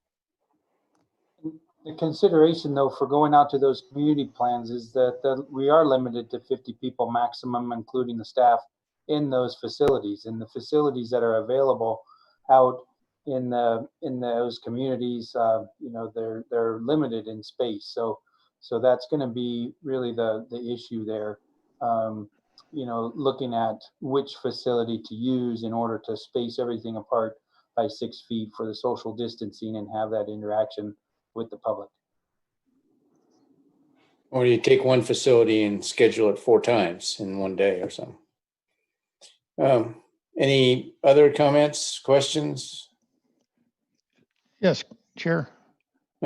Commissioner Ingalls, go ahead. One of the things that should be presented and made very simple and clear for everybody to understand is going from the current master plan to the proposed master plan. How many more homes are you planning to have in the county? It's real simple. Can you do that?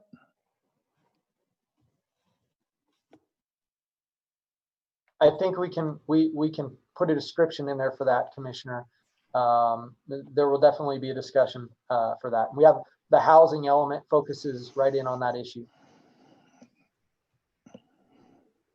Yeah, the data is really difficult to obtain through GIS, and we've been working on that, Commissioner Ingalls, since I've been here trying to capture where we're at as a county, on the number of parcels. But back when we created this agricultural A19 zone, a lot of the properties out and around, the 2 towns have split their large ranches down into 20-acre pieces because that's what the A19 zoning allows. And so we do have quite a few parcels that are out there that somebody could build one house on that at A19 property. So looking at all the parcels that are actually available to be constructed on today is something that we've been trying to figure out in addition to each of these project areas. And then of course we still have the 4,300 acres still left of receiving area, with much of that in the now it's the central agricultural zone east of the airport, and so that's basically the Bentley Ranch, which is where the majority of the receiving area is located, which of course is being utilized today as ag fields. So that's okay, a lot Tom. of where the current understand. plan is designated. I understand what you're saying, but it's like Mr. Niederamp said in an earlier conversation a couple, 3 months back in regard to the open space initiative. One of the intentions is to eliminate this A19 because like he was talking about down on 88, you got this hodgepodge of these A19s and you can't do anything with them except put a house on them. You can't ranch it. So this is where it's important. This needs to be considered in the master plan, and we won't know where it's going to go until the November vote. Thank you. We are looking at just the text portion of the update and looking, we looked at the maps already and actually going through and having a large community input showing where we want development, I think is going to be the next step. What we're hoping to accomplish with this exercise, commissioners, is that we're reducing the document that the Planning Commission had approved previously, the 2016 document, to get it into a format that the commissioners can support, that the community can utilize, the developers can utilize. And then I think what we need to do, listening to Ellie Wadler, looking at her comments, is that we go forward and look at the maps. Updating those maps was a horrific effort. I mean, on public advertising, noticing all those areas, the code requires a lot of effort on staff to get that noticing out there. And we really need to look at the maps themselves and determine as a community where we want this development so that it can be set in stone. Right now, it is a living document, like Chairman Penzel has referred to out of the planning guide for Nevada. That's what we want. We look at it every 5 years and massage it if it's working the way we want it. But we have in 1996 established areas where we expect growth, and that's those receiving areas. And then the reason for the receiving areas is to transfer and preserve those areas of A19 so that we can save the floodplain area, keep it as ag, still utilize the land. And I think we need to refine that program and code so that it is something that is functional for development and that we can move forward in making sure that those areas are getting preserved in our community. Mr. Niederamp. Yes, so I just want to address Mr. Engel's comments. We're not trying to eliminate the A19 zoning. That would be a taking of private property rights. What we're trying to do is come up with an alternative for the farmers and ranchers where they might be able to sell their development rights. And if they sell their development rights, then they would retain the ag land and continue it with the conservation easement. But we're no way, shape, or form are we trying to take away private property rights. Well, thank you. I understand that. And I perhaps misspoke. But the main thrust is to help these ranchers figure out what they're going to do with their inheritance taxes on these ranches, how we can get young cowboys to come in and take over and continue with the heritage of the area. And that open space initiative will do a lot in that direction to help maintain these ranches intact so that this can be accomplished. Thank you. Mr. Walsh. Yes, thank you, Mr. Chair. I'd like to see us during this process take a significant hard look at the building and permit allocation of the growth management ordinance to see how effective it is, whether we need to tweak it at all, and come out with a document that's more meaningful perhaps than it was when it was first adopted. Are you suggesting that be part of the master plan update? Yes, sir. So that would be an annex of one of those portions of perhaps where we discuss TDRs. Is that what you're thinking? I think I forgot the element for that. But anyway, we do discuss TDRs, and that's also mentioned in the Nevada Planning Guide. And that we're one of 2 counties that do that. Churchill's the other one. All right. Any other questions, comments? Mr. Dallaire and Mr. Booth, have you concluded your portion of the presentations? Yes, we have, sir. Do any of your consultants have questions? Dr. Steinman? Okay. Okay. This is Derek Kirkland, Wood Rogers. We appreciate all the feedback and just a lot of good discussion, and we're gonna, get started with Tom and Sam, and we're not wasting any time. So we're just diving right in and start working on the next steps of goals and policies and forming up the document. All right. I saw Mr. Ritchie on here. And I'd like to ask Mr. Ritchie, in your recommended motion, the final sentence is no action is required. So we've provided a lot of discussion. Can we just leave it at the discussion without any motion? Thank you, Chairman. Doug Ritchie with the District Attorney's Office. That's correct. This is a presentation. There's been a lot of good feedback. No motion is required. All right. Then if that's the case, we'll end item 1 and we will go for closing public comment. Any public comment? Mr. Chairman, Amy Poole for the record. I have 1 public comment. Would you please play it? And we're starting to play it at 2:57. Yes, sir. All right. Ellie Waller, WALLER. Let's get real about these online meetings.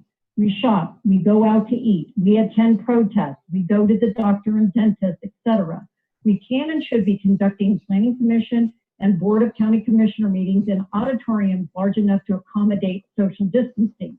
The cost for a larger space could come from the CARES Act funding the county is so desperately trying to spend and be accountable for. These types of meetings in person are essential to the future of the Valley and its citizens and falls under the COVID process guidelines.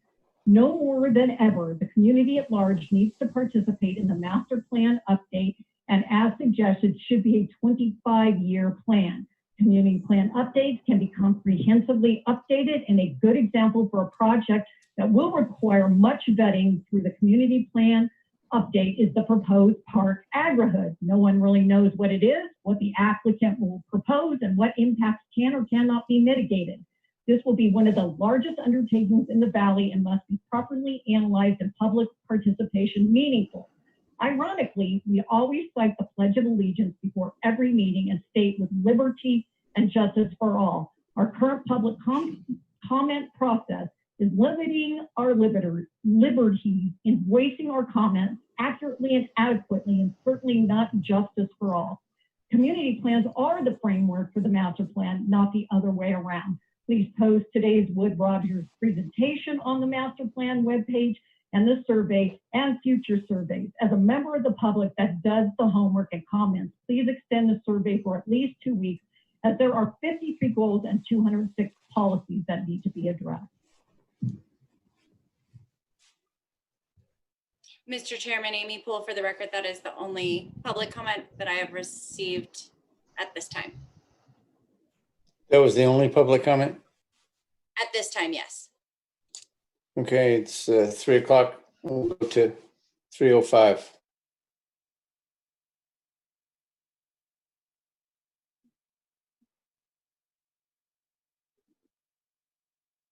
Mr. Chairman? Yes, sir.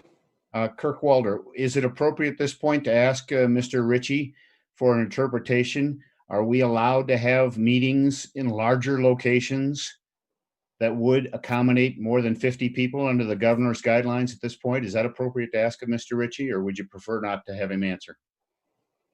Well, I don't think it's just Mr. Ritchie. I think we need input from the Board of Health. If our contact rate of COVID goes up, then we have to restrict it even further down to 25. Are we in a position where that'll happen? We just had our first death. Where we moved out of the yellow category on the evaluation process for the counties, but we could move back in by virtue of just that one death. So I think we've got to be careful about what we do. And as was presented, we have an older population. And we certainly don't want, in the name of public comment, to have more people exposed to it. So I don't think we can put Mr. Ritchie on the spot and say, can you do it? I think the Board of Health has to be involved, which he also sits on. So we could get the Board of Health to chime in. But I don't think we can provide an answer at this point. Does that make sense, Mr. Walter? I agree completely with what you're saying.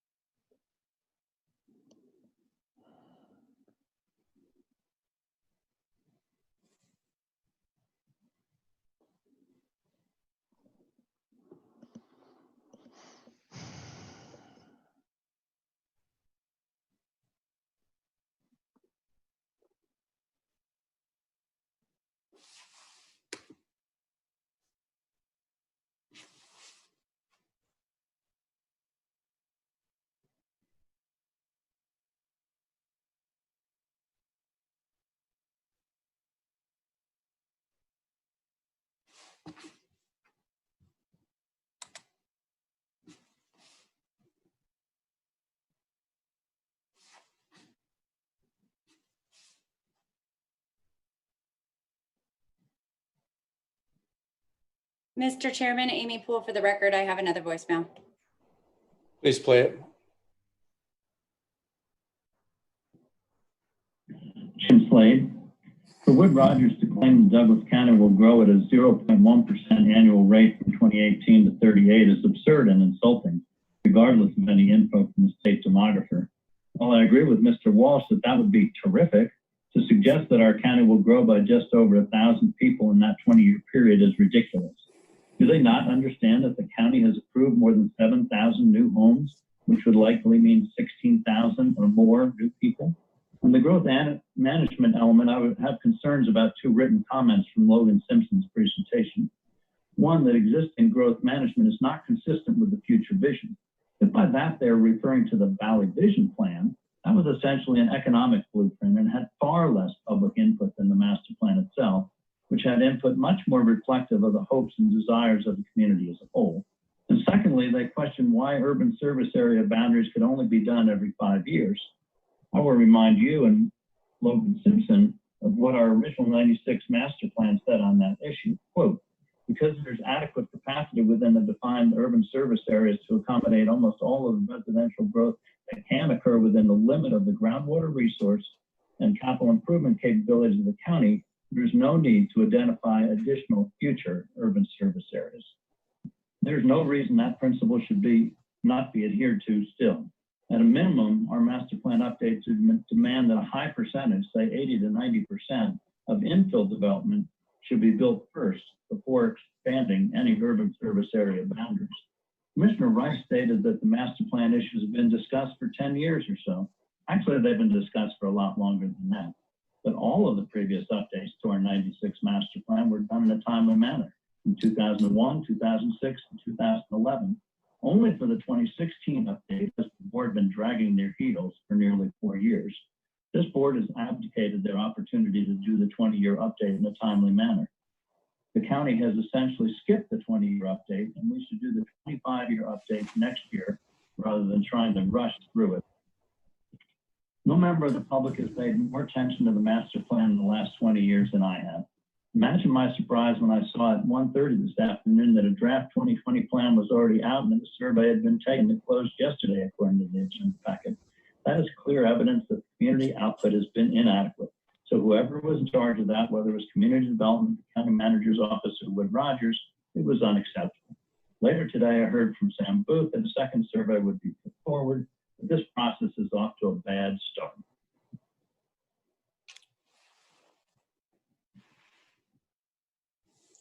306, have you received any more comments? No, Mr. Chairman, we have not. Okay. Mr. Ritchie, is that sufficient time?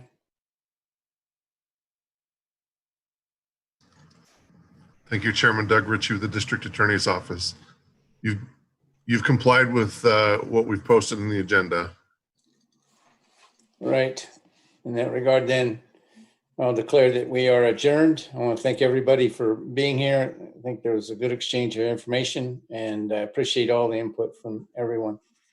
And good luck in incorporating that in your work product going forward. Thank you very much, and have a good day, ladies and gentlemen. Thank you. Thank you, Mr. Chair. Both of you.